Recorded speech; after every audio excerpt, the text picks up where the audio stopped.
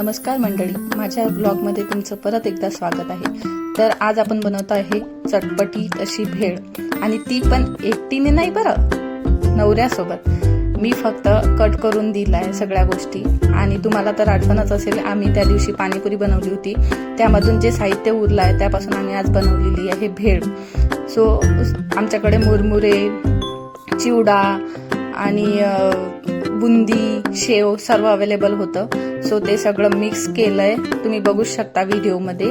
आणि आमच्याकडे पाणीपुरीचं पाणी पण उरलेलं होतं, आम्ही तेच टाकलं। आम्ही काही त्यात ग्रीन चटणी वगैरे नाही बनवलेली, आणि थोडी इमलीची चटणी टाकली आहे, आणि ती पाणी टाकलंय, आणि मीठ, थोडंसं तिखट, आणि त्याला छान मिक्स केलं आहे। हे मी काहीच केलं नाही बरं का मंडळी, हे सगळं केलंय माझ्या नवऱ्यानी।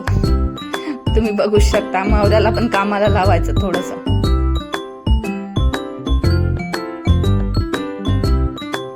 तर अशी आपली छान आणि चटपटीत भेळ आपण सगळं टाकून घेतलंय। आता माझा नवरा त्याला छानपैकी मिक्स करतोय,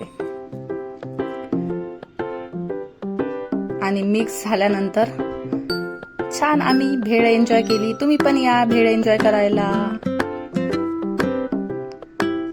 bye, like, share and subscribe.